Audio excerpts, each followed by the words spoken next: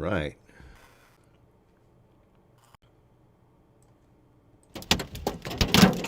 Check test. No checks, cash only. Hey everybody. Looks like we got good audio, good video. Let's check this here. Oh yeah. Hope it's not too loud. Need a little adjustment there. Check test.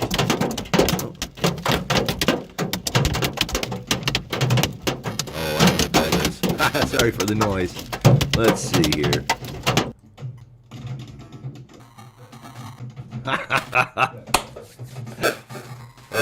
Trying to learn the new system here again.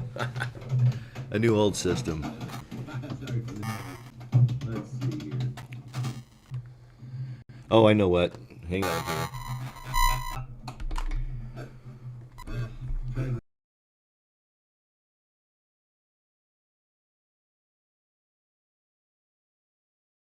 Mike. Oh, I know what.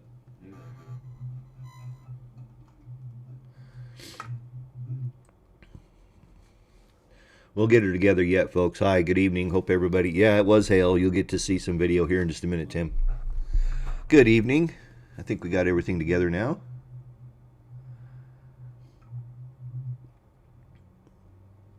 We'll get her together yet, folks. Hi, good evening. Hope everybody... Yeah. Okay, so now I can mute that. Now we're over here, and sorry about all the confusion. I'm on my home workstation again, and I'm home and safe and sound. And so great to be with you all tonight. TR here. Yeah, I'm home. The background has changed, and boy, it sure is nice to be home. Let's see here. Let's get a little bit more here. And let's take this down. All right. Been a while since I broadcasted from this studio, 15 weeks to be exact. And so, let's see here. I actually need to do a little whoopie-doo here, flip around here. And I think I'm finally ready. So let's say hi to folks tonight. Bruce Branham, a new viewer tonight. Welcome, Bruce. Matthew Tola from out there in Michigan. Roundtown Scouter from Columbus. John Besmick in Michigan. And let's see. E Squared from Michigan. Yeah, sounds like we got quite a few in from Michigan tonight. Must be pretty stormy up there. Tim Myers. Hi, Tim. Great to have you on. Robert Black. Awesome to have you in here. Dennis Demers.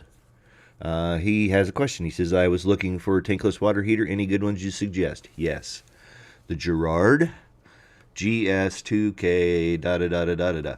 I believe, it's kind of early to do the shameless selfish pug, but I think on my Amazon store, you can find the Girard. That's the one I put in mine.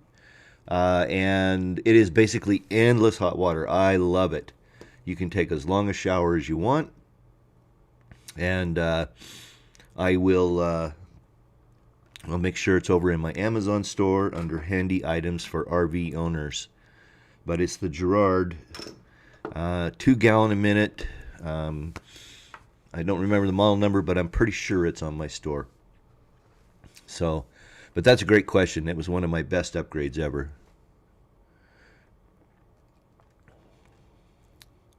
Yeah, everybody in Michigan, John and Matthew and all those guys up in Michigan are getting hit hard tonight. While we wait for a few more folks to come in, a quick update on Dad. He's getting around okay. And we've got help coming in for him, so I decided after 15 weeks it was time to come home. And boy, it sure was nice to get home and sleep in my own bed last night. I'm telling you what. I slept really well. The third bedroom at my mom and dad's house, I don't know, the mattress is probably 35 years old or something, because it sure isn't very comfortable. But the trip home was pretty uneventful. Tim heard at the beginning here I was playing this, and on the trip home, about 1 hour from home, on top of a little place called Georgetown Summit, we had been driving into what looked like a hell of a storm, And right at the top of the mountain, this happened. Let's see here. Is it going to go? Come on.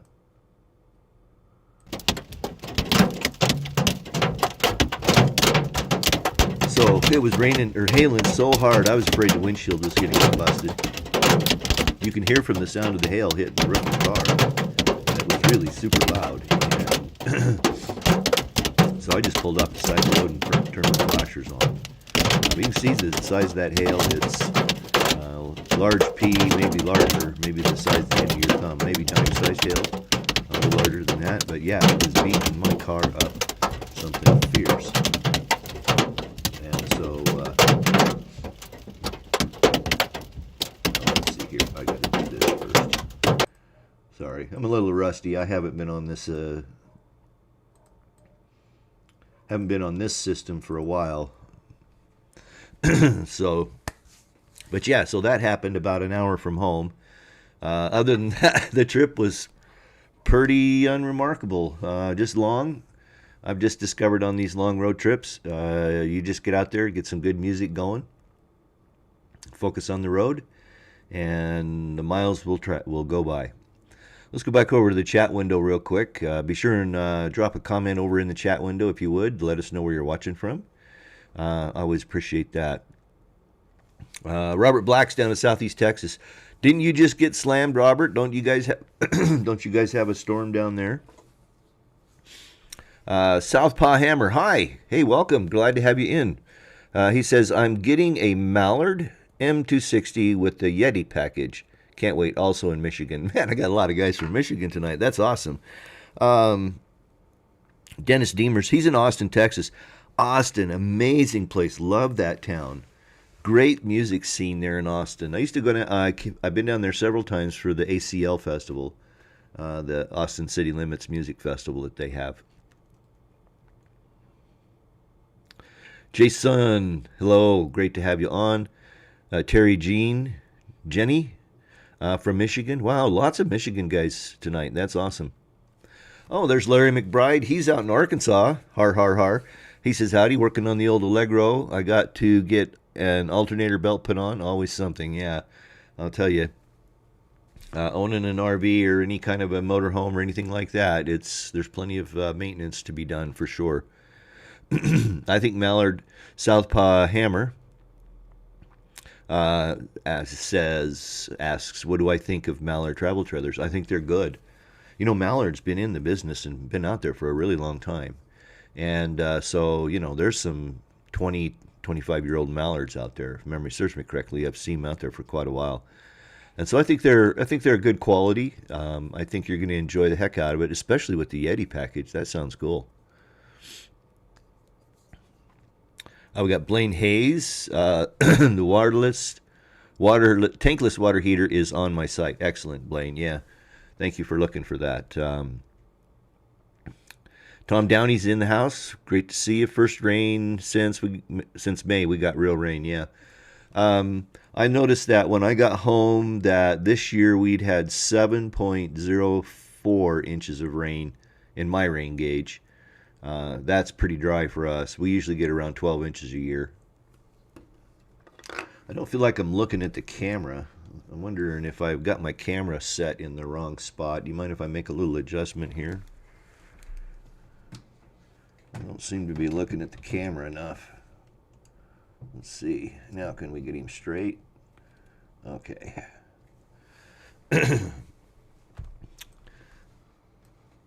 Okay. That's better.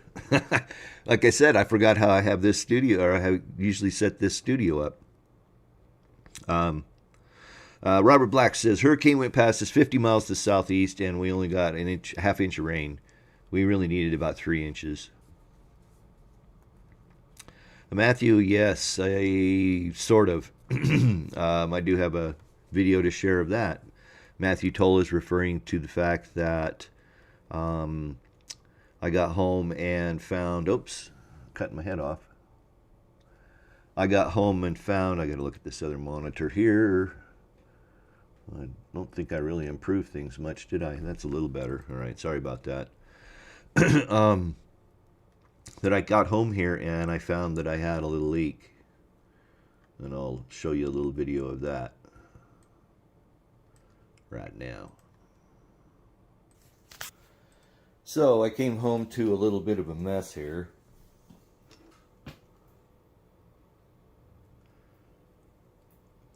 Looks kind of like I've had a leak there for, looks like quite a while. Not too happy.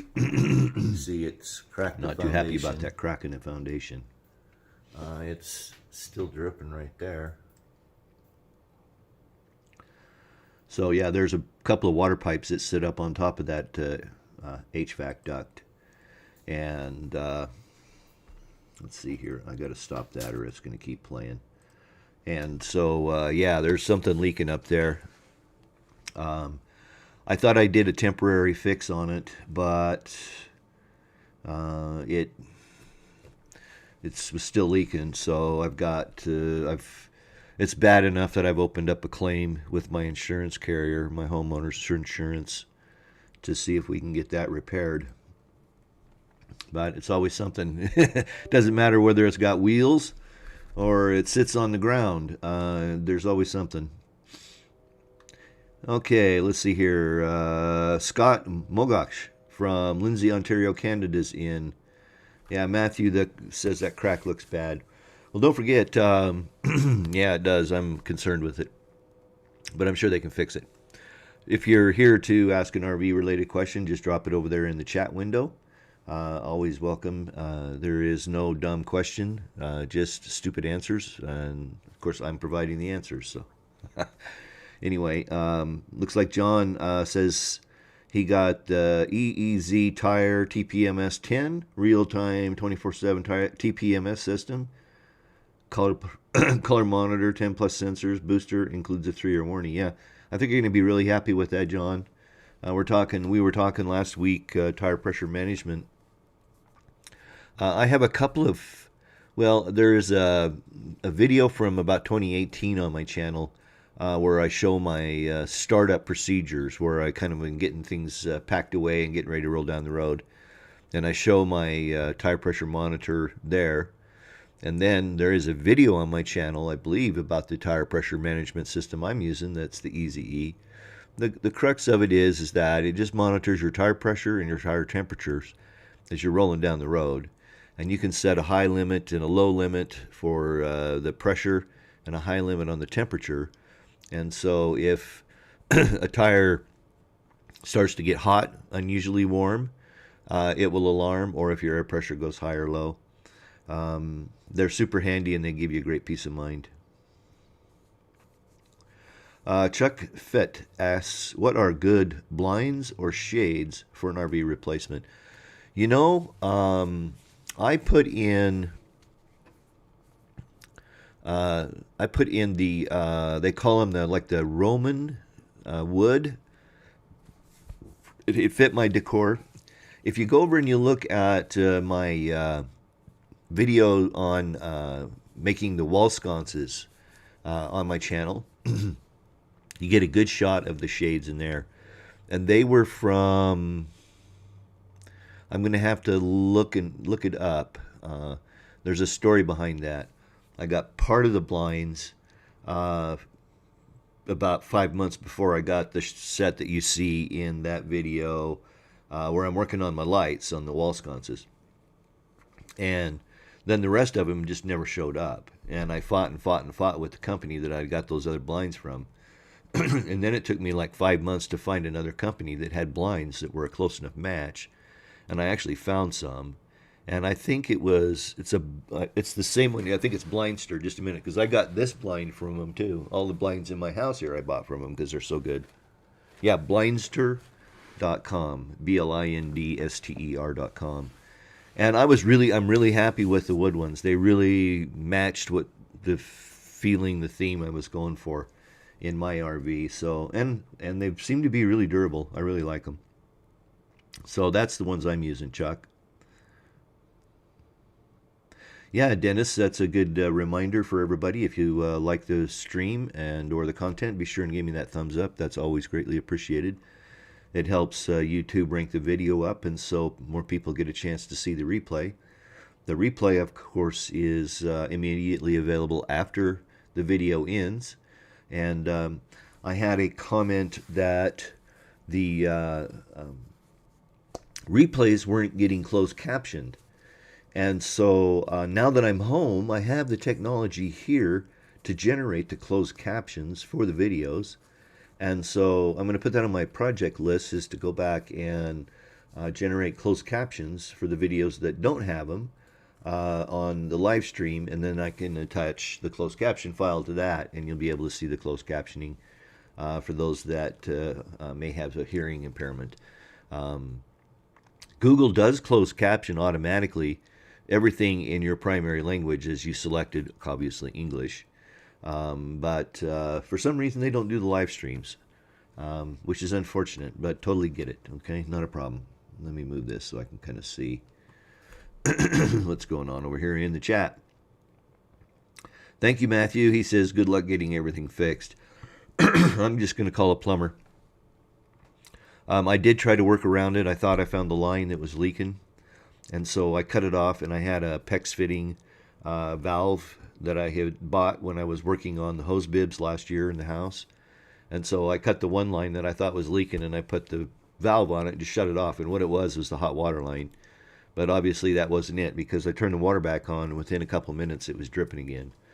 So it's not a very big drip, but I've been gone for almost 4 months, and it looks like it's been leaking a while. I'm guessing it was probably leaking at least a couple of weeks and maybe a month. I'm going to go and check my water bill as soon as I read my meter again, which will be here towards the end of the month, and see if I can see when it started in my water bill. Of course, I had my neighbor taking care of my yard, and he did an amazing job. I just couldn't thank him enough. He did an amazing job taking care of my yard for me. So, good luck getting, okay. John Besnick, can you put that thing on my store? The Easy E one, John, that you want? Yeah, absolutely. I would love to. Let me make a note of that here real quick. And then I'll do that after the stream. So while I'm doing that, I'll just mention that as an Amazon affiliate, you can reach my store through the link that you'll find in the description for this video or any of the videos on my channel. And I do get a very small commission. You pay the exact same price, and then every little bit helps. To be honest with you, the Amazon, it's around $100 a month, something like that. Just barely enough to pay for my internet and buy me a cup of coffee. So that's kind of nice to have, especially because, I have internet on the house, and then I also have internet on my phone because I was using that at my dad's house because the link was so slow that when I was streaming up, that's why you were seeing it so choppy, and I would pause every once in a while stalling out. So I've got you here, the TPMS 10A TCB, TPMS 10 TCB. Okay, I will add that as soon as the stream ends, John. Thank you so much. Yeah, Tim Myers, first trip out, found, he mentioned he says here, my new TPMS paid for itself the first trip out. He found a slow leak on his first trip out in his rig. So that's a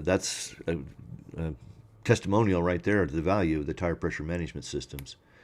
Thank you, John. I will get it on my store immediately following the video. Tom Downey says, we had a slow leak in the ice maker, ruined the subfloor under the living room. $35,000 later, we are near back to normal. Insurance would not cover it. Yeah, I think mine I'm okay on because this is a bust pipe. I know that sometimes water makers can get excluded, but yeah, I'm thinking my insurance will be just fine. Keep our fingers crossed. Okay, so Bruce has a question. Bruce is a new viewer to the stream. He reached out to me earlier on an earlier video and asked me a couple questions, but on this one he says, on tire monitors, is there any concerns with tire extension tubes and the monitors for rear duals? No, I actually have the extension tubes on mine because it's almost impossible to not have them on the rear dual, and they work just fine, perfectly.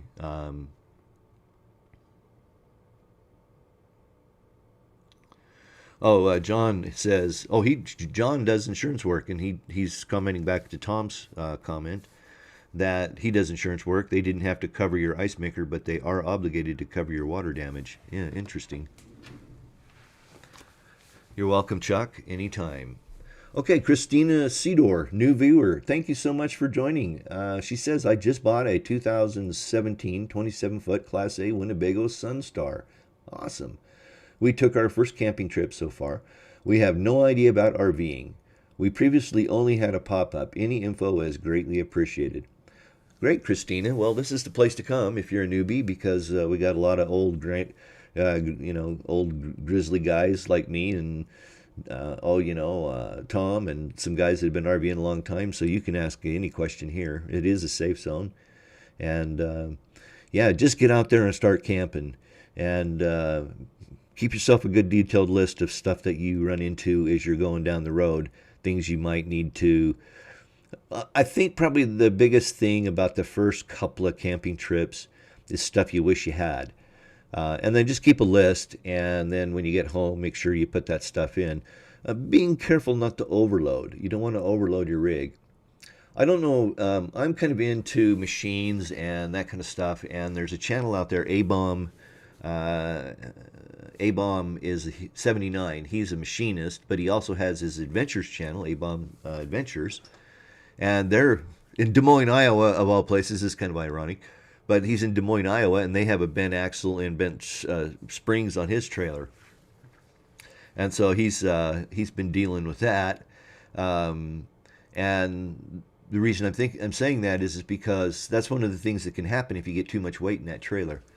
So just like we were talking last week about tire pressures and how to set them appropriately. It's a good idea to take your trailer to the CAT scale. There at the truck stop, just pull onto the scale and weigh the trailer, and just so you get an idea about how much weight you're packing with you, because it's really easy to get them overloaded.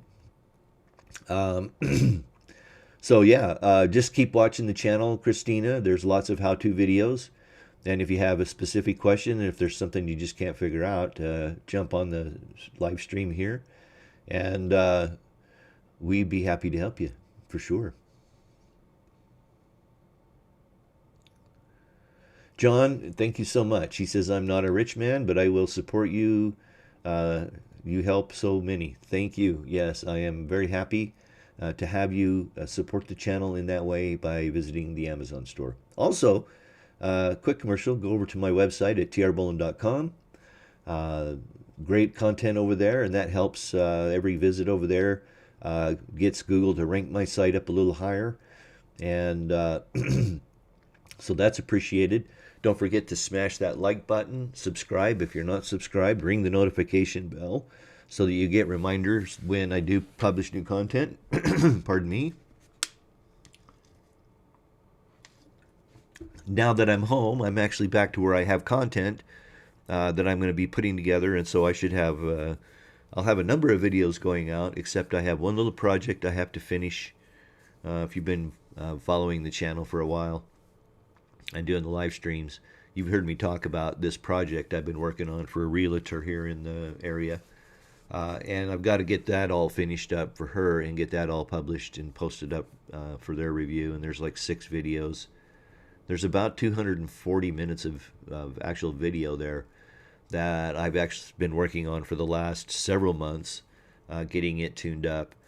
It won't be posting on my channel. I'm doing this as an outside project for her, but as soon as they post up, of course, I'll let you guys know where they're at if you want to go watch them. It's been pretty interesting. It's about real estate and loans and all that stuff associated around the real estate. So CNS Schoolie, hey, great to have you on, guys. Yeah, you guys are still working on your bus and stuff. Honestly, I haven't caught up on your channel. There's several of your videos. The CNS Schoolie project, he's got a Schoolie project he's working on, and then the last chance I got to look at him, it's been a while. I'm sorry, I apologize for that. I've just been preoccupied with other poo-poo. But yeah, he's got a lot going on over there, and super nice guy. So go over and support their channel, CNS Schoolie Project. Jermaine Allen. Hi, Jermaine. I have some questions about my water heater. Oh, you guys. Oh, I'm sorry. I'm going to have to take a quick pause. Tom Downey, thank you so much, dude. Wow, that's a great super chat. I'm Mary Stinkowitz, also Mary. I love you for supporting the channel in that way. Thank you so much. Okay, so where was I? Oh, yes, Jermaine. Okay, I have some questions about my water heater that that just went out. It's a gas and electric. Any knowledge you could provide would be very helpful. Okay, so Jermaine, when those, how old is your rig? What year is your rig, and what kind of water heater is it? Is it like an Atwood?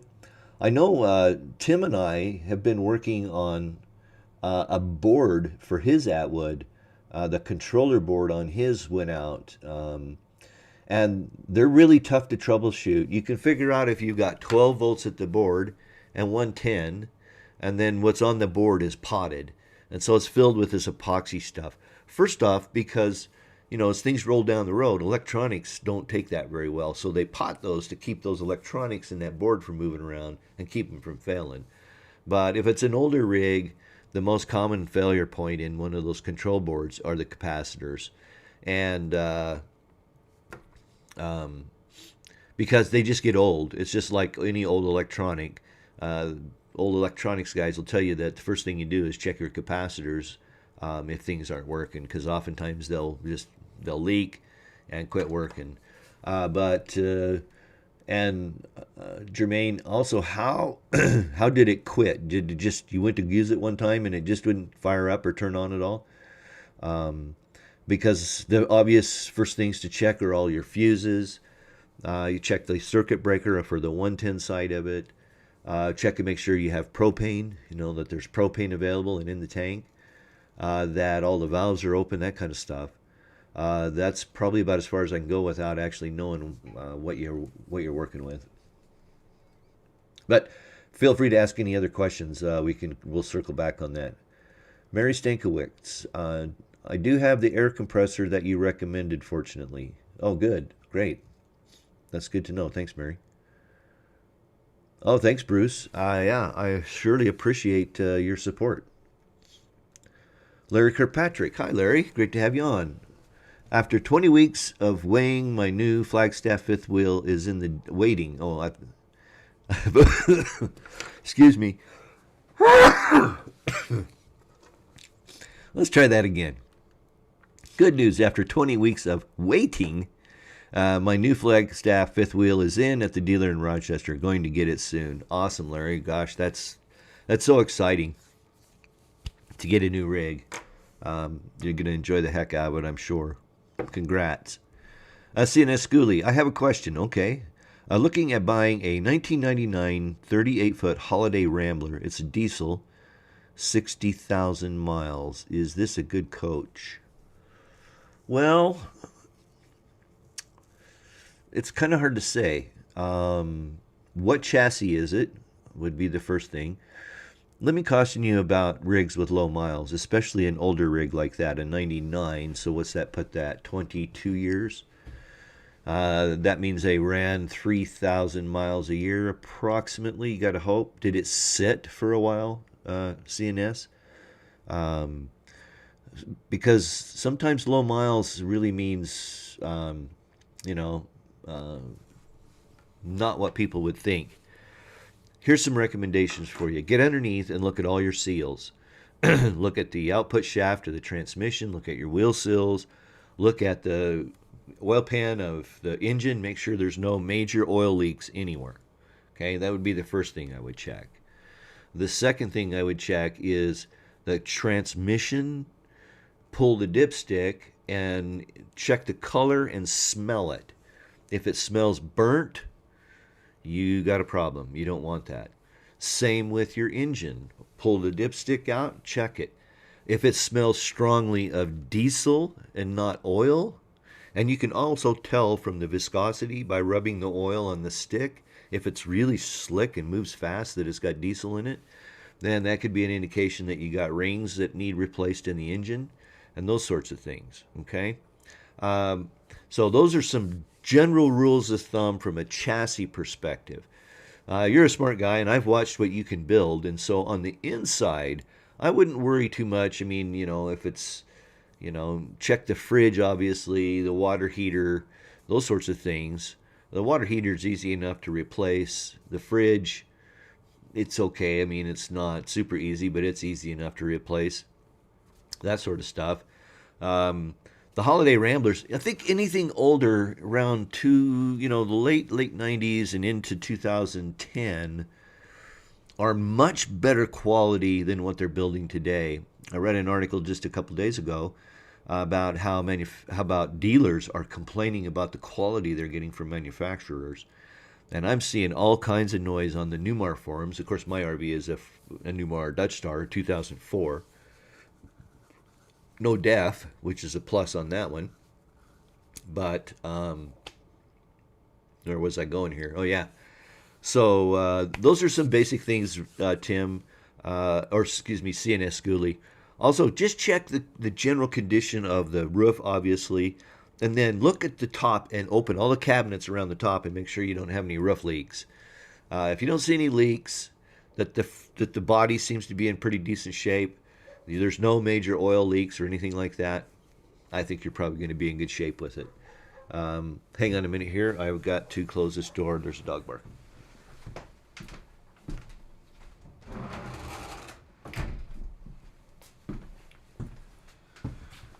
Sorry about that. That's Jasper. He was happy to see I was home. Okay, so I'm going to move on here to Tim Myers. He says he weighed his journey and his towed on the way back from the UP last week. What did they weigh, Tim? CNS comes back and says, also going to look at it on Saturday. Any tips on what to look for? Okay, so I kind of jumped ahead and started to answer that question. So I hope that helps you out. Major oil leaks, stuff like that. Take it out, obviously, for a drive. Check the age of the tires. Okay. Do you know how to read the tire date code? And where it's at? There is an article on my website about maintenance that will explain that to you. It's actually pretty simple. Next to the DOT number on the sidewall of the tire, on the bead, near where the bead is, you're going to find what's called the DOT number, and it's two things. There's going to be a multi-digit number, and then there's going to be a four-digit number. And the four-digit number will generally have two digits, and two digits, the first two digits are the week of manufacturer, and then the last two digits are the year. So a number of 1017 would be week 10 of the year 2017. And that will give you an idea on the date. If the tires are 5 years old or older, I would mention that to the owner because tires on those, I'm assuming you're probably going to be into those for about $5 a piece. So you're looking at $23,000 approximately for tires. And you don't mess around with tires, believe me. If you got old tires, you've got a bomb just waiting to go off. So I would check the tires, check their age. Let's see if there's anything else I can think of as we roll through here, and I'll try to catch up on the comments. Oops, and it does that every time. Joni Boyer. Hi, Joni. Getting ready to winterize for the first time in Nebraska. Awesome. It's really easy to do, and actually, I have a video coming out. This will be in about 3 weeks, it's right around the 1st of October, around putting your RV to bed for winter. And we'll talk about winterizing and all the things you need to do there. I'll tell you right now, you want to make sure that you drain your water lines very thoroughly. If you have any water filters, disassemble them. Take what they call the glass bulb. It's really not glass, but it's where the filter sits. Take that off. Make sure that there's no water in that. That's the voice of experience here. I broke one of those one year because I forgot to do that. And then, I've got an 18-tip article on my website at trboland.com on storing your RV for winter. And it talks about all the sorts of things you should think about, critters and pests like ants and all those sorts of things. And It's got a checklist for you to go through, and you can apply that. And then, as I mentioned, there'll be a video that comes out about the 1st of October around that particular topic of winterizing your RV. So be watching for that. So hopefully that gets you started, Joni. And welcome to the channel. You're a first-time commenter, and great to have you here. Appreciate it. Robert Black. It says, I think if a gray tank sensors are dirty, it will read full even when empty. But how about reading empty when the tank's full? I added 30 gallons of water to my galley tank and it still shows empty. Okay, yeah. Well, here's the thing: if the probes in the tank are so crudded up that it takes some time to soak in other words, to get wet, so they feel wet, that could slow it down. And or you could have wires loose. That would be my guess.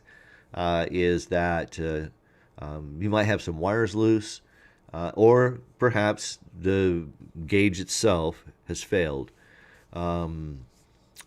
So how long did you leave the water in the tank, Robert? Oh, and thank you very much, Robert, for your super chat. It's amazing. I appreciate that very, very much.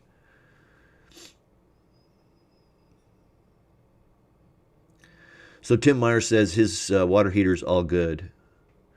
Great. Oh, okay, and he emailed me the troubleshooting guide. Okay, thanks, Tim. That's awesome. Oh, Tom, man, you don't have to. Thank you so much. Tom Downey says, oh, his insurance doesn't cover old houses that are considered maintenance. Oh. Okay, so Mary says, for some reason, my question didn't show, but I bought and attempted to install a TPMS on my truck first. But after a few minutes, the tires went flat. Oh my God, what did I do? You got to put those on and get them on really tight. And then take a little bit of soapy water in a spray bottle, if you've got one. Like about a teaspoon of water to a teaspoon of like dish soap to a cup of water. And spray the stem where the little cap goes on. I wish I had those. I just had a set here off my car. And they can leak, so you just want to make sure you get them really tight. I know that mine were the security type, which I don't recommend. I recommend the pass-through stems. But yeah, it sounds to me like you just didn't get them tight enough. And you got to get them on there really tight and then check them and make sure they're not leaking air. With that soapy water, just spray it on there and then look for bubbles. And if you got any bubbles, tighten it up a little bit more. Hopefully that helps, Mary. CNS Schooley says, used during summers, doctor owned. Okay. Well, keep in mind all the stuff I mentioned to you around what to check, seals and tires and all that sort of stuff. And, those are the major problems you're going to have as far as in anything inside. As far as the repairs and stuff go, if things are out of alignment or you've got cabinets that, the doors are not working right or something, I've seen your skills. You can cover that, guy. So Tom Downey says, you can all rubber old, get it replaced. Yeah. Thanks, Mary. Yeah, we talked a lot about TPMS, but we really didn't talk about how to put them on properly. And so, yeah, make sure they're tight. Hit them with a little bit of with a little bit of soapy water and look for bubbles. And if it's still bubbling, make sure you just tighten it up a little more. Oh, also, I believe in some of them, and I think in mine, I wish I had those. I'd run and get them here, but there might be a little O-ring down inside of there. You might take your TPMS sensor and look down in there and see if there's a little black rubber O-ring, and it would be sitting down right at the end of that, right on the base of that inside of it. And if that's missing, that could cause it to leak. But if they're new, I would think those O-rings would be in place and you shouldn't have to mess with them.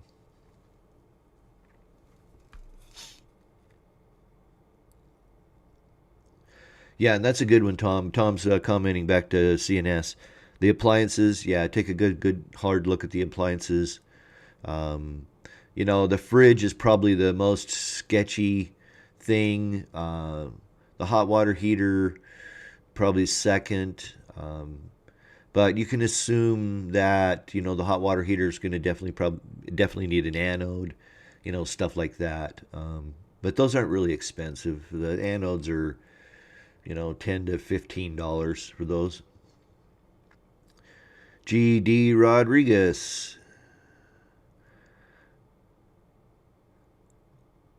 Yeah, okay, so that's a good tip. He says, beware of the rear inside tire extension valves. Keep an eye on those inside rear tire pressures. Yeah, definitely.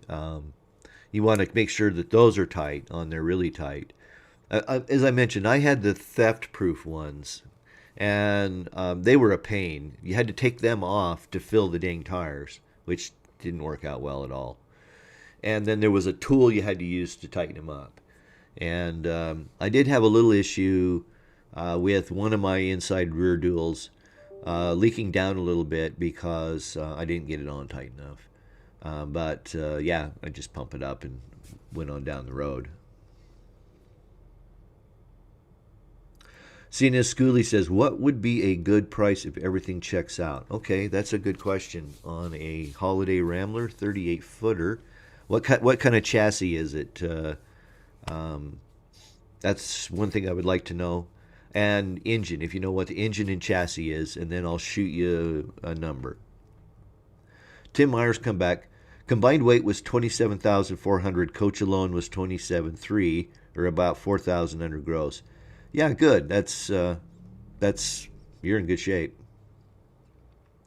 Jim Bertrand's in. Great to hear from you, Jim. Yeah, it's sure nice to be home for sure.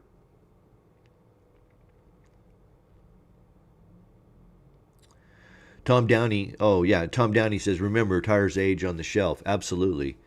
As soon as that tire comes off the press and it's exposed to the atmosphere, it starts to age. And yeah, absolutely no more than 6 years, period. On trailers where the tires are less expensive, I would be thinking really hard at 5 years about replacing them. It's a trailer tire is $150 to $175 versus, $300 to $500, $600 for a tire on a Class A.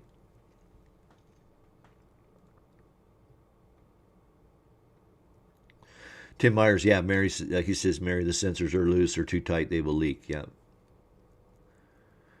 You're welcome, CNS. Yeah, let me know that chassis. And then it looks like Tim made a comment down there below too, so we'll get to that in a minute about the price. Bob Davis, he says, greetings, late to the party. If we mostly go to KOAs, is an inverter needed? Also, what's a super chat? Okay. If you're only on shore power, you don't need an inverter. If you are perfectly fine when you stop at a rest area to have lunch, you're just eating cold sandwiches where you don't need to run like the microwave or anything like that. Okay? But yeah, you don't absolutely have to have an inverter. The only time you need an inverter is if you had a residential fridge, then you would want an inverter so that you could run the fridge while you're going down the road, because those residential fridges obviously need 110. Unless you go with the specialty fridge, like several of our viewers have done, Randy Waller comes to mind, you can get a 12-volt residential type fridge that runs strictly on 12 volts, so you wouldn't need the inverter. But yeah, if you're only going to KOAs and camping in campgrounds with power and hookups, yeah, you don't need an inverter.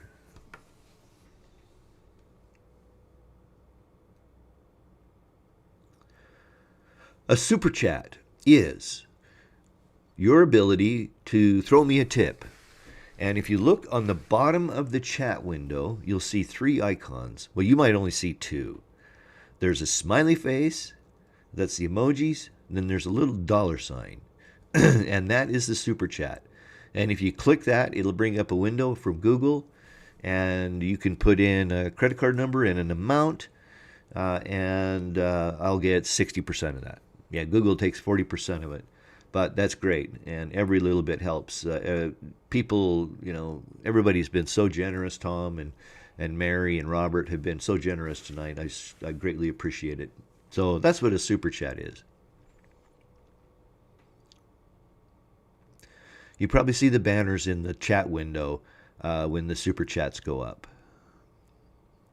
All right. Robert Black, I have it soaking now since Saturday. I will give it a week to soak and see. Yeah. In that tank, Robert, did you add the borax and the Dawn? Oh, no, you're on the gray tank. You want to add the borax and the concentrated degreaser, orange cleaner, Zep, simple green, whatever, in the tank. Let it soak with that. That'll help. And have you gone out and actually checked to see if the tank indicators are showing full or empty still? Okay, so let's see. Moving down here. Yeah, and that's a good one, Tom. You don't use auto antifreeze. There's specialty antifreeze for winterizing RV water lines. It's actually alcohol-based. It's not glycol-based. And yeah, you don't want to use the glycol-based. That's poison. The alcohol-based ones rinse right out of your plumbing system and don't hurt it. Mary says, "Oh, I forgot to mention my truck already has tire monitor system. Does that make a difference?" No, because that tire monitoring, the tire pressure monitoring in the truck is in the rim. It's inside, so it's completely separate, and they should not interfere with each other. And if anybody knows to the contrary, please say in the chat window as soon as possible. But I don't think the technologies work a little differently. It's my understanding that the truck tire built-in pressure monitoring on newer vehicles uses what's called near-field technology to communicate. And the tire pressure monitors that you're going to be installing from EEZ, TST, or any of those are probably 400 megahertz.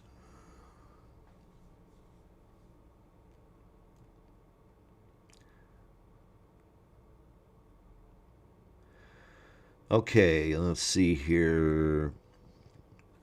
Okay, I saw this comment a minute ago. CNS Schoolie, he says, Tim Meyer says a friend of his just bought a 2000, paid 39,000 for it.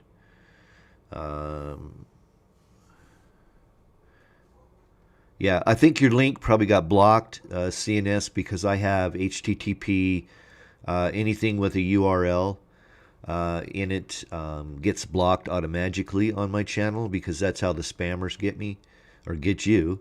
So here's a tip: if you want to post a link, type the link unless it's huge, but leave off something like .com or put a space between anything and .com, and that'll help post the comment. It won't look like a URL to Google. But I was thinking maybe $1,000 a foot would be a good number for something of that age in '99. Provided there were no major mechanical conditions and that the tires had at least a couple years left on them. Tom Downey, simply send me a check. You could do that too. And in fact, that reminds me, I was going to do this, and it just dawned on me probably 3 or 4 weeks ago. I was going to put my P.O. box. If you want to send me snail mail, I need to get that in the video descriptions, and I don't have it right here handy, so I don't remember exactly what it is. I just got it 2 days before I left to go to Arkansas. Anyway, we'll get back over here. If you're just coming in, be sure and throw your question over in the chat window. Happy to try to answer your questions or comments are always welcome. And then if you're a lurker out there, that's fine. Just drop a comment. Let us know where you're watching from.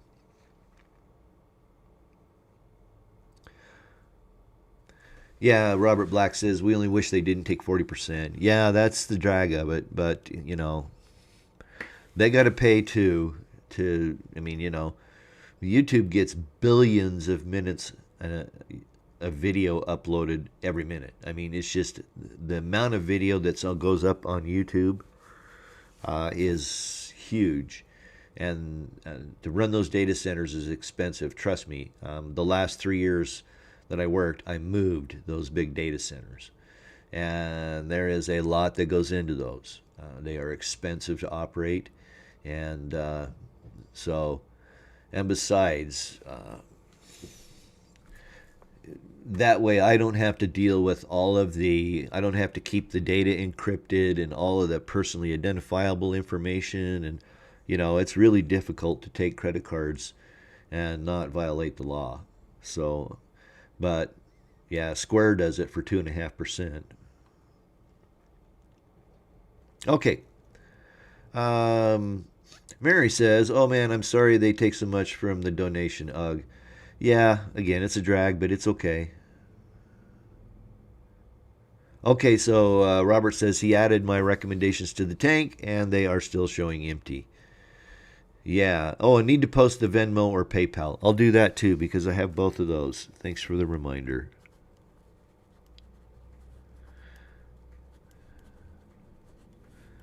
Thank you so much, Matt. Who said that? Matthew. Thank you very much, Matthew. Jermaine Allen. It's a 2005 Holiday Rambler. Okay, Jermaine. Water heater issue. 2005 makes that thing probably 15 years old at least, maybe 16. Yeah, you're probably into it for a new water heater, provided that the fuses are all good, that you have 110 power there, all of that kind of stuff. A 15-year-old water heater is probably about done.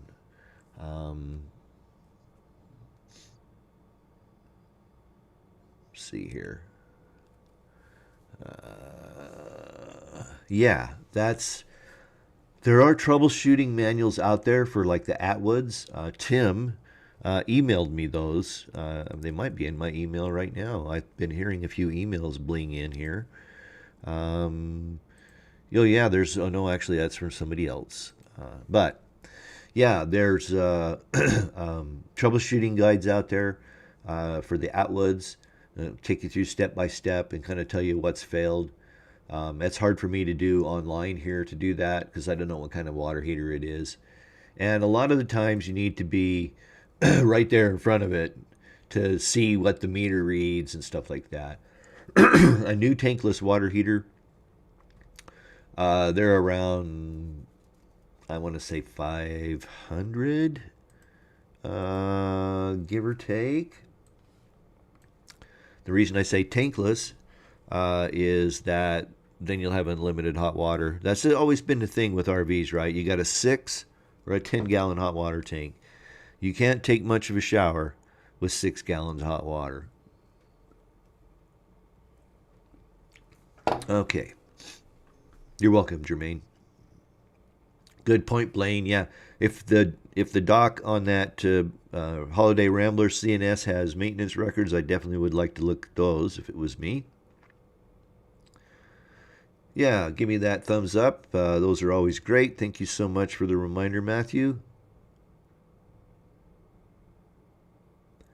You're sure welcome, CNS Schoolie, for any help. Tim Myers. Oh, sent it to me last. I did see that. Yeah, right. Thanks, Tim. Sorry. He says he sent me that link last.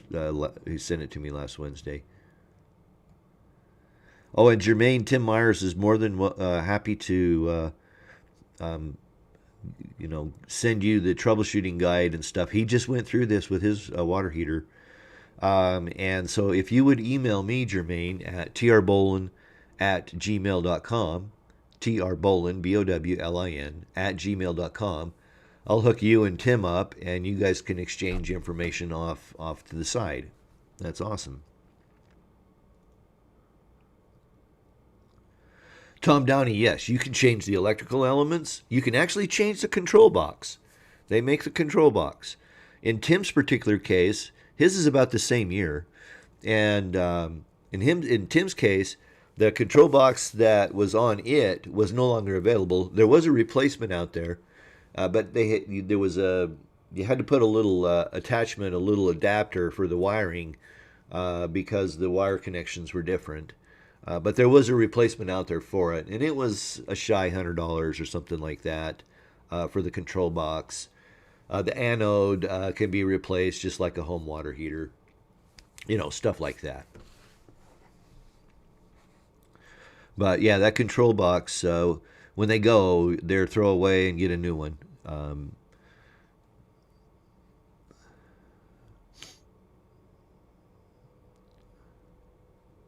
Yeah, Tom Downey say that he's talking about me taking I've called it a sailor shower or Navy shower, where you get, just a spritz.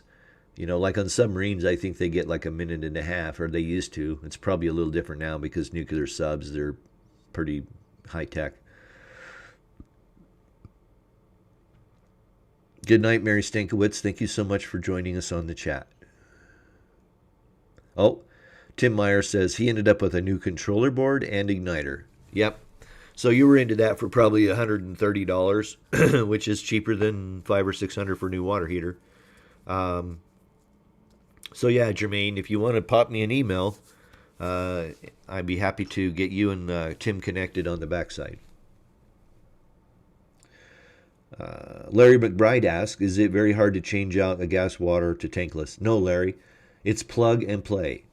The hardest part was, well, there wasn't a hard part, because those fittings, they're actually hand fittings. They look like a fitting on a water hose almost. And they just screw onto the water heater. They screw off the old one. They screw on the new one. Same 12 volts, same propane connection. No 110 on the tankless. It's all propane.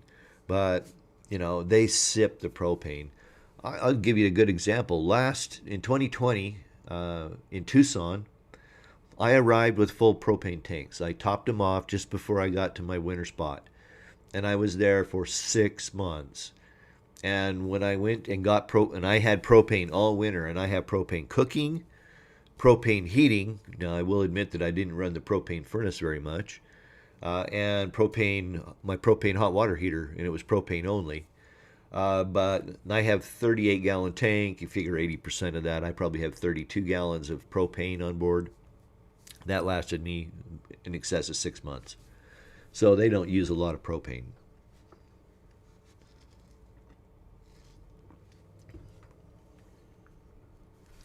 So no, it is not hard. Make sure you get yourself some butyl tape. It comes in the rolls. It's the butyl putty, but it's a tape. And you put that butyl tape around the rim of the new water heater, and it should go exactly into the same size hole. The only thing you might have to change is the outside door. I know on mine I did, because my old water heater had a square vent, and the new water heater had a round one. But I got the door online at the same, from Amazon, just like I got the water heater. And then I actually just painted the door to match the coach. I had bought some paint to do some touch-up and fix some chips and scratches and stuff. And so I just painted the door with an airbrush. You can't tell that it wasn't original to the coach. So, yeah, not hard at all. Thank you, John, for your support. Thanks again. You're so welcome.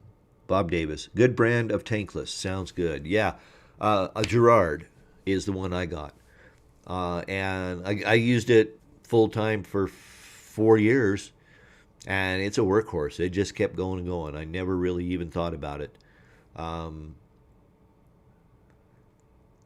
Gerard, and it's on my it's on my Amazon store, and I'm pretty sure one of the viewers, and I don't remember exactly who, mentioned that it was on the handy items for RV owners page on my Amazon store. So I don't want to turn this into too much of a commercial, but yeah, if you guys are happy to support me, I'm happy to have you do that. That's awesome. Okay, so other questions or comments? I usually try to keep these to an hour and 15 minutes, as long as the comments are coming in. Let's go back and see if I missed anything. No, looks like we're in pretty good shape. All right. Well, hey, look at that. Right at 8 o'clock, and it looks like, well, we got 35 people on. That's awesome. Um, I'm thinking I'm going to ask you a question here real quick. I've been thinking about doing a mean comments section. Every once in a while, I get comments that are pretty mean. You know, some of them I leave up, provided they're not vulgar. The vulgar ones get taken down right away. I don't put up with that. In fact, most of them, those don't even get posted because I have this set up on my YouTube channel that looks for the F-bomb or any of those, and it automatically moderates those comments. It sets them aside. They don't get posted instantly like other comments that don't have cuss words or URLs, okay, website links in them. Those get quarantined, if you will. That's a word we're all familiar with now, isn't it? But and then I go back and check on those occasionally. I don't check on them regularly. Tom Downey says, we are still dealing broken wires in the Newmar. Yeah, that's a drag, Tom. Were they chewed up by rodents, or is it just old and tired like me? Because rodents, my gosh, rodents can cause such a problem. Not to mention that, I was talking about mean comments, and I was curious if people would be interested to see those. And they'll be the funny ones. They'll be the really stupid ones. And I try to say, this is a safe zone. You can ask any question. But some of the trolls are just funny. And I thought maybe I might agglomerate those together and share them with you. Maybe I'll do that in the next couple of weeks because I've got some good ones recently.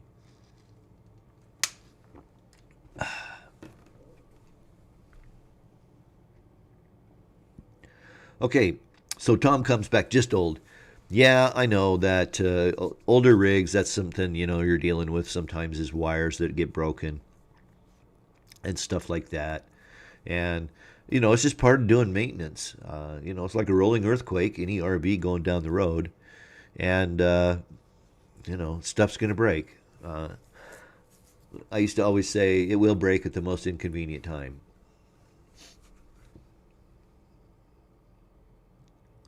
Robert Black, yeah, mean comments are mostly funny. Yeah, most of the time they are. Sometimes they're pretty personal, though. People trying to get to you. And like I say, if they're vulgar, they never see the light of day. And if somebody makes a couple vulgar comments, then they're permanently banned from the channel. I don't put up with that here. I put out good, solid information, and expect people to appreciate me for what it is, and to not come back and be jerks. Okay, thank you, Bob. That's kind of you. Yes, with all the choices out there, it's nice to have good info. Don't see it as an ad. Great, thank you so much. Matthew Tola, my black tank wire broke. Is there a certain way I should go about fixing them? Now, you can just splice them in. Go to the parts store, get yourself some butt splices. You can get them on my Amazon store. As a matter of fact, I do have a whole page around wires and connections and that kind of stuff. But if you're in a hurry, you can just go to the parts store, get a couple butt splices. If it's in a place where it might get wet, get the butt splices that have heat shrinkable covering on them, and just cut and splice that in there with a butt splice, crimp it down, heat it up to shrink it if it's in a wet spot. And yeah, there's nothing special about those wires at all. They're just number 20, number 18 copper wire.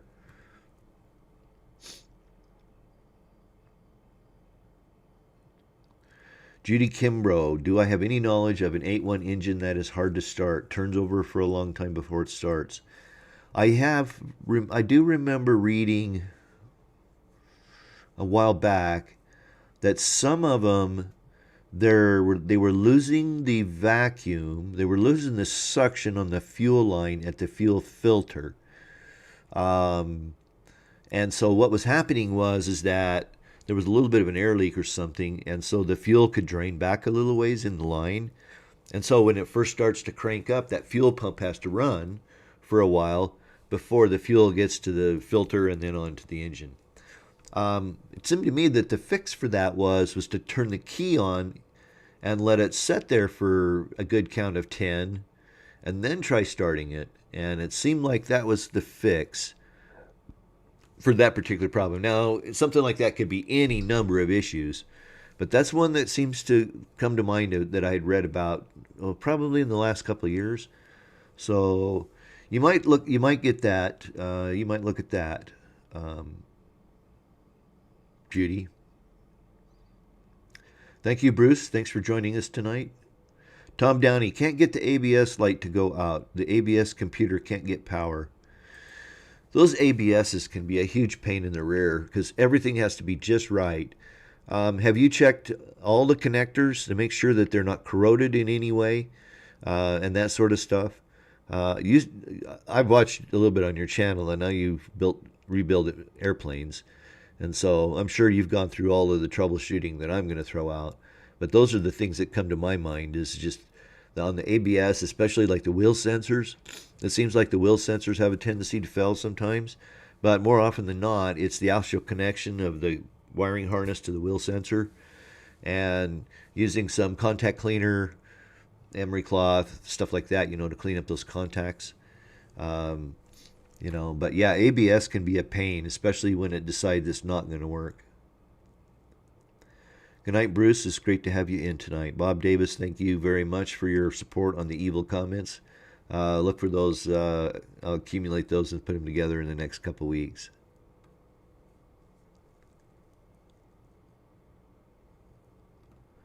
Okay, so Matthew says, also, on my gray tank, just spraying a leak. Should I replace all the way to the tank or just clean and reseal the pipes? If the spot where it's breaking is obvious, it's probably at maybe a hub and connection. You're probably going to have to cut it out to get it to reseal. I wouldn't go all the way to the tank unless I had a reason. I would go back far enough that you could get the length of pipe you need to be able to get a fitting on there, a union, okay? And put a union on there, put a union on the other side, and then just put it together and slide those unions on. You're going to want to do one side and then the other because this is ABS. ABS has a little bit more work time when you're gluing, but not much. So you're going to want to do one side and let it get good and set, and then you're going to want to do the other side and put it together and get that union slid over as fast as you can. It could be tricky, but I wouldn't go all the way to the black tank. That's just a lot of work, or the gray tank. There's a ton of work to get into those.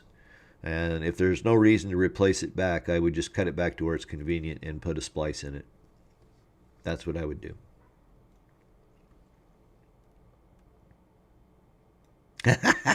Tom Downey. I know I need to get a haircut and trying to decide if I'm going to keep this lame beard that I grew while I was gone. 15 weeks of not shaving my cheeks. I probably shouldn't be bragging. Clint Seymour. Hi, Clint. Great to have you in. Is there a way to connect an extra genset to bypass on board? Can genset be plugged into 110 shore power connection? Will it work that way? Sure. If you're trying to bypass the genset on board, you don't even need to have it running. What you can do is inside the electrical compartment or inside of a compartment, you can install a plug rated to the size that you want, probably 30 amps, okay, and a cord that runs to the external genset. That plug you would just take and have on a breaker up in your breaker panel, and when you're sending power, that actually becomes the input to your RV, of course, you could just take and get a dog bone and connect your RV via a dog bone to the genset. So yeah, you can totally bypass the one on board. You don't have to use it at all if you have an external one, provided you can get like a dog bone. There's tricky ways to do it if you want to do, let's not go there. But yeah, you can surely jump around that, Clint, and it does work that way, sure. Hello, Two Feathers. Test F-bomb. Tom Downey zip splice. Yep. Yeah, and that's a good point too. Those you could do that. Also, they have those rubber ones now too, that are actually pretty dang good. And splices for like PVC, ABS pipes. Where are we at? 810. Okay. Robert Black. He says the forward edge of the underbelly was taped and coming loose on my 2016 fiber, so I used two 4-inch wide aluminum strips and sandwiched it and bolted all the way across. Hopefully good now. Yeah, I had a problem with there was some covers underneath my black and gray tanks, so they're not exposed to the atmosphere. It was covered underneath, and I actually just used self-tapping screws with fender washers, and that worked perfectly. So a fender washer is just a big washer with a normal size hole, and then I just used self-tapping screws in mine because it was going into a metal frame. It worked perfectly. Oh, Freightliner's got it. Yeah, that's Tom Downey respond back to his ABS light. Yeah, Freightliner has it in the shop now. Yep. Olivia Johnson says, my main entry door opens up sometimes when I'm driving down the road. How can I make that not happen? Do you have a deadbolt? A lot of trailers will have a deadbolt. Just lock your deadbolt. It sounds like the door is probably a little bit sprung, and that can happen on a travel trailer. They'll get opened really hard, or if you got kids, a kid might hang on it. Stuff like that happens. And yeah, so but if it has a deadbolt in it, then you can just set the lock the deadbolt, and that will lock it. Or you could go just as simple as getting one of those little thumb bolt latches and put on the outside. And use this thumb bolt latch to lock it closed. Yeah, it's not as pretty as a deadbolt, but a lot of travel trailers come with deadbolts nowadays, and that would be the way I would do it. Is if it has a deadbolt, I'd lock that, or you could get, like I say, one of those barrel thumb latches. They're $2.99 at Home Depot. That's really all you need to keep it closed while you're going down the road. Hopefully that helps, Olivia. Blaine Hayes. He says, I'm working on a broken 3-wire bundle problem. I know the start and ending points. Can't find the wires. Are going to run 3 new wires and forget the old ones. Blaine, that is so many times often the easiest way to do that. Broken wires and wiring harnesses can be a huge nightmare to sort out, especially in a 40-foot or 30-foot or a Class C, Class A, even in travel trailers. They could be a huge problem. Like Tom Downey mentioned, his is old and he's got broken wires, and it just happens. So the only thing you can do is just dig it in there and find out where they're at. And sometimes it's impossible. I mean, think about a wiring harness, that's got 13 to 20 wires, and then it's wrapped in tape, and oh my gosh, and then you got to get in there and find the right wire. Going around it's probably your easiest bet for sure, Blaine.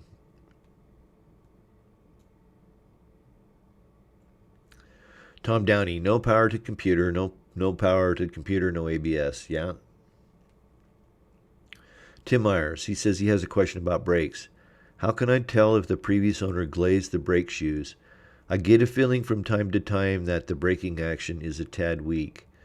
Well, Tim, probably the best way is just jack it up, pop the wheel off, pop the hub off, and take a look at it and see if the brakes are glazed, and see what they look like, and check the inside of the wheel.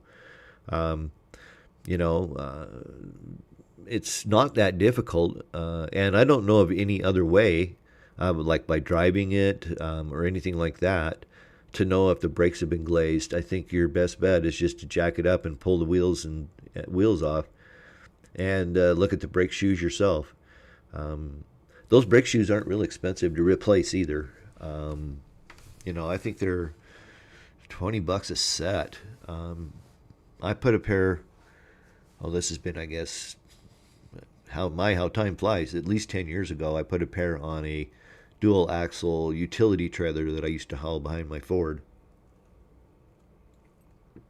for hauling dirt and grass and garbage and stuff like that. And I replaced those brakes.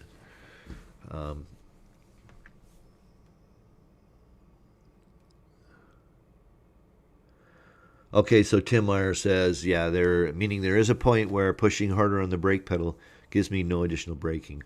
So Tim, are you using an integrated brake controller? In other words, are you using the one that's on your coach, or is it an aftermarket? The aftermarket ones, oftentimes you can turn up the brake pressure, how much pressure is applied based on where your foot, how much pressure you have on the pedal.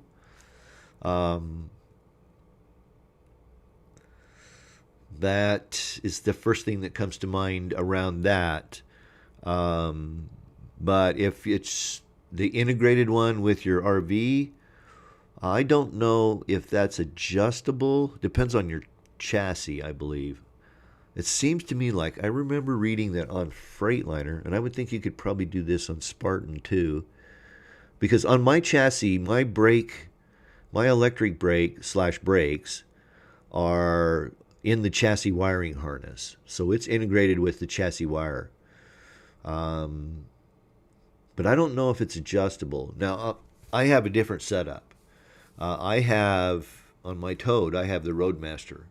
I have the Roadmaster Hydra-Brake, which is always installed. It's not like any other brake system. Very handy. Topic for another day.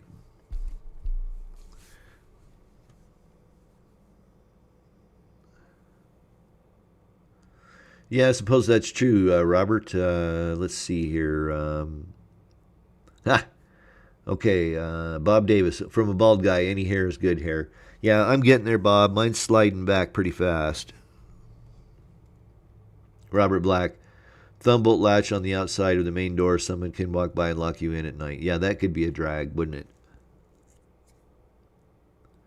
Clint Seymour, have to get old genset running. Has set unknown length inactive. Have onboard ATS near an area of 110. Okay.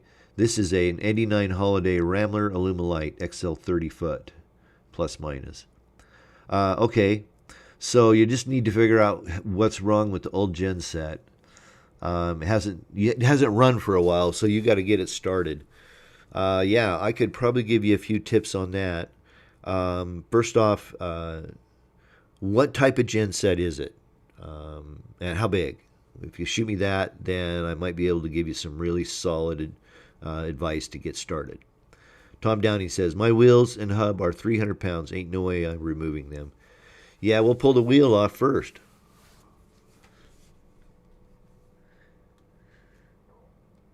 But yeah, you're right. They can be really heavy.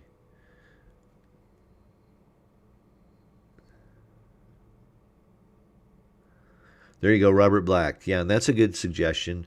Make sure you're wearing a mask, though. But he says if the brake pads are good, take a sander and scuff up the rotors on both sides to cut the glaze on the pads. Yeah, if they are brake pads, that's a good suggestion. You could do that on brake shoes too, but you don't want to do that without wearing a mask.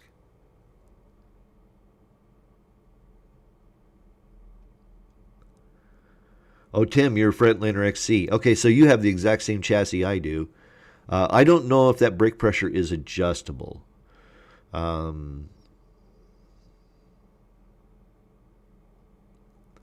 look into that.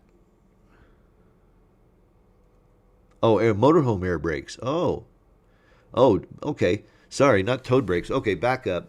Okay, we're going to take 3 steps back here real quick. Sorry, Tim. Yeah, I got you now.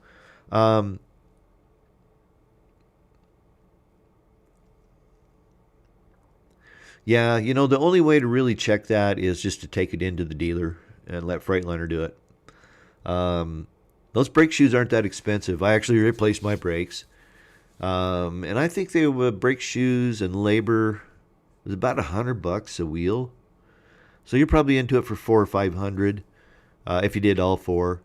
But the inspection might only cost you $50, $75. And that might be cheap peace of mind. Tim, to have Freightliner take a look at those. And that way, right, nice thing about Freightliner is their brakes are pretty much all the same between the semis and the RVs. And so 99 times out of 100, they'll have them in stock. All right, we're coming up on 8:20.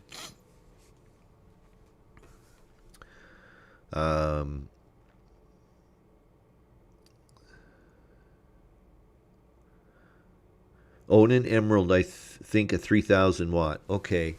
Yeah, Clint. Okay, so the first things first is if it hasn't run for a while, I want you to drop the bowl of the carburetor and make sure that it's not full of gunk. Okay? Dirt, grit, stuff like that. Okay, drop the bowl off that carburetor, clean it out, put it back together. Then obviously change the oil, change all your filters, that sort of stuff. You can go without the filters. I would check them and see, what bad shape they are.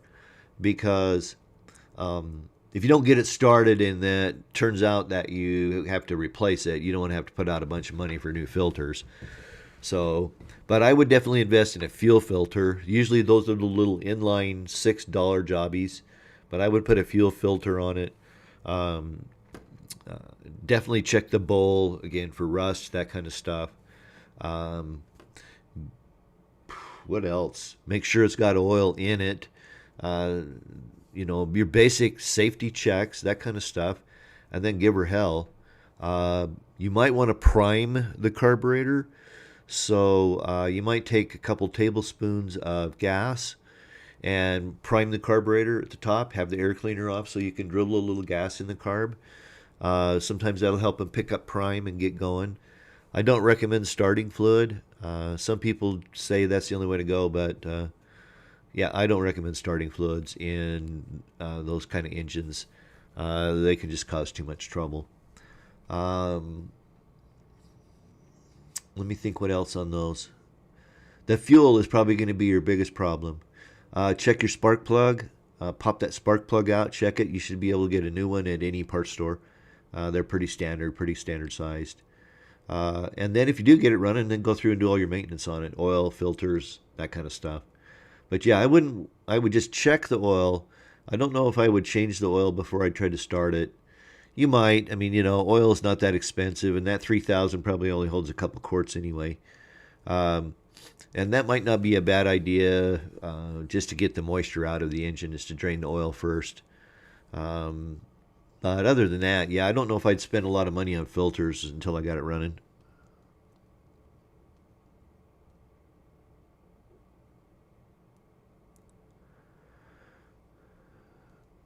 Okay, catching up here, I think. Yeah, good question for Freightliner, exactly. Yeah, and you can adjust the air brakes and the slack adjusters, but I'm going to tell you right now, that's where I draw the line. Anything that comes to life safety on the chassis, I let Freightliner do. First off, that way it's guaranteed, and I think that's worth it. I think that's important. Tom Downey says our Onan 7500 has 65 hours on it. Yeah, you probably need to exercise that more. I exercise my generator, unless I'm in Arkansas for 3 months, monthly. Start the engine, run the generator, put it under load, run the AC units to create a load on the generator, that sort of stuff. But I do that once a month. But my 80, my 2004 8K has probably, I'm gonna say maybe 1,500 hours on it. I know there were a couple times I was up on the Blue Ridge Parkway doing a contract job, and I got caught in an ice storm, and I ran that generator continuously for 3.5 days off of, I had diesel. Of course, whenever I would go anywhere and park, I would always fill my diesel tank before I got to my destination. So, and I have 150 gallons diesel. But yeah, I ran it for 3.5 days one time until the power came back on at the site I was staying at.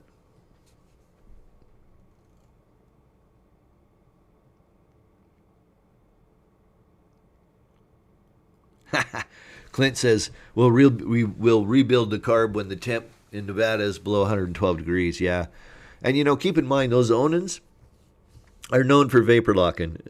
And in a hot temperature like in Vegas, vapor lock is probably going to be your friend. Well, not really, but you know what I mean, Clint. Uh, I would recommend that you wrap the fuel hose that goes over the top of the motor or the engine because it's near like the exhaust manifold with some foil. Just plain aluminum, household aluminum foil is fine. But just wrap a couple layers, lightly crunchy, not tight. Okay? Not tight against the hose, but kind of crunchy, with a little bit of air. And that'll stop any vapor locking because those. Well, we've had comments and we've had a couple people on the chat here in past weeks that had that very problem with their Onan's vapor locking. And so it's easy enough to fix. Matthew Tola says, easy to do on air brakes, just have to find out if they are auto or manual adjusters. If auto, they may be bad. Yeah, the Freightliner XCs are all auto, Matthew. There's no manual. Any modern Freightliner, Spartan, Workhorse chassis are all going to be automatic. No manuals that I'm aware of on any of those chassis types, particularly in the consumer RV market. Bob Davis, make sure you know what you're doing on brake adjustments. Have seen truck drivers go the wrong way. Yeah, I've seen more than one. There's a couple of famous stories right there in Denver coming off what they call Floyd Hill, which is the last long grade as you're coming off of I-70 eastbound once you top the hill and start down. And it's probably 3 to 4 miles, maybe more, of pretty steep grade coming down that hill into Denver. And it's not a hill, that's a mountain. In fact, I got to... when I would stay in Denver, I would stay at Dakota Ridge RV park. It's one of the nicer ones in the whole Denver Metroplex, and it's right there at the bottom of the hill in Golden. And I've pulled in there more than once, and I could smell brakes because even with your engine brake on and braking appropriately, your brakes get hot, and I could smell mine several times coming off that hill.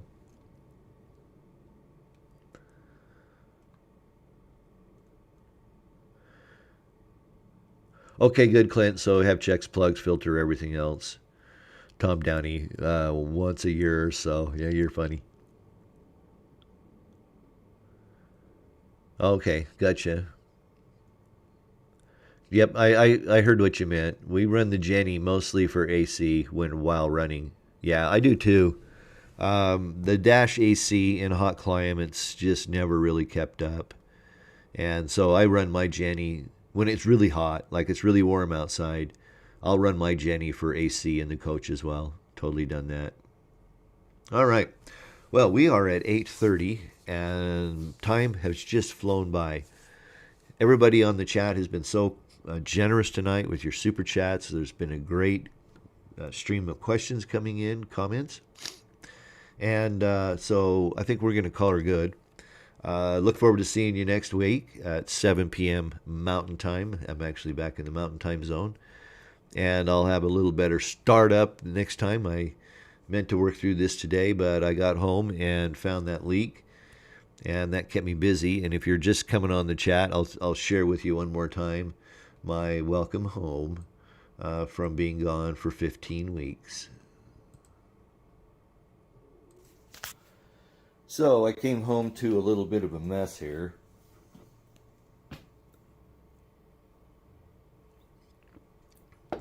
Looks kind of like I've had a leak there for, looks like quite a while. You can see it's cracked the foundation. It's still dripping right there.